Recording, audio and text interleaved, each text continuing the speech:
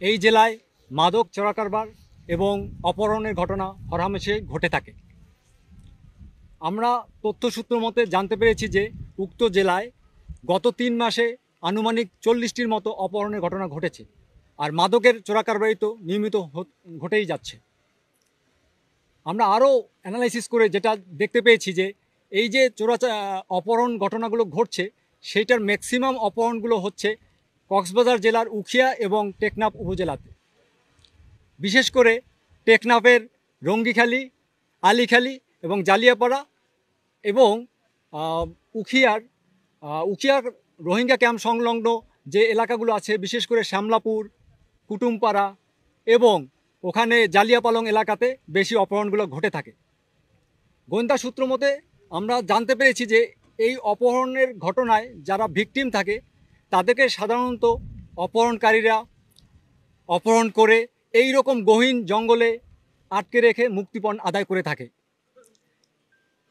অপহরণকারীরা এই সমস্ত এলাকা, যেগুলো আমি একটু আগে উল্লেখ করলাম, সাধারণত তাদের নিজেদের নিরাপদ আশ্রয় এবং স্থান হিসাবে বিবেচনা করে আসছে।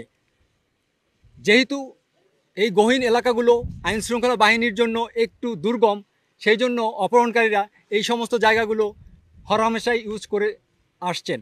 তাদের এই সেফ হাউস ধ্বংস করা এবং মাদক এর রুট ধ্বংস করার জন্য আমাদের আজকের এই সাঁড়াশি অভিযান পরিচালিত হয়েছে।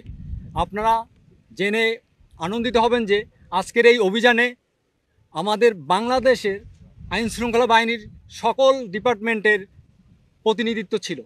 র্যাবের পাশাপাশি বাংলাদেশ নৌবাহিনী, BGB, APBN, police, narcotics department এবং বন বিভাগ, এছাড়াও ফায়ার সার্ভিস কর্মীরাও আমাদের সাথে অংশগ্রহণ করেছে। সর্বমোট 467 জনের মতো ফোর্স নিয়ে আমরা অত্র এলাকাতে গহীন জঙ্গলে সাঁড়াশি অভিযান পরিচালনা করেছি। উক্ত অভিযানে আমরা বিভিন্ন জায়গাতে কিছু সন্ত্রাসীদের কর্তৃক ব্যবহৃত অস্থায়ী টংঘর পেয়েছি, যেটা আমরা ধ্বংস করেছি। এছাড়াও উক্ত টংঘরে সন্ত্রাসীরা অপহরণের কাজে ব্যবহৃত কিছু যন্ত্রপাতি এবং অস্ত্র সরঞ্জামাদি আমরা উদ্ধার করতে পেরেছি।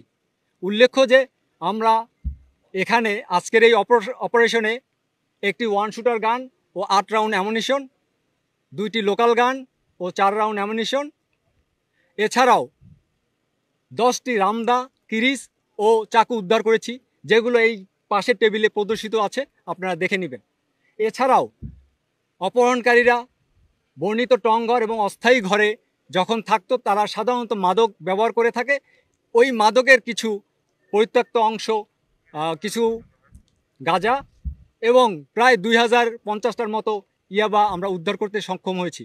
এছাড়াও উক্ত স্থানে অপহরণকারীরা তাদের কাজে ব্যবহার করার জন্য কিছু কম্বল ব্যবহার করত, সেই কম্বলগুলো আমরা উদ্ধার করতে সক্ষম হয়েছি।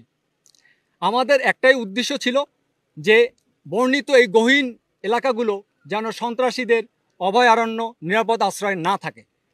সাধারণত আইনশৃঙ্খলা বাহিনী এই সমস্ত এলাকায় কম অভিযান পরিচালনা করত, বাট এখন থেকে নিয়মিত ব্যবধানে আমরা বর্ণিত গহীন এলাকাগুলোতে সাঁড়াশি অভিযান পরিচালনা করব, যাতে এই এলাকাগুলোর প্রতি সন্ত্রাসীদের নিয়ন্ত্রণ অনেকটা কমে যায়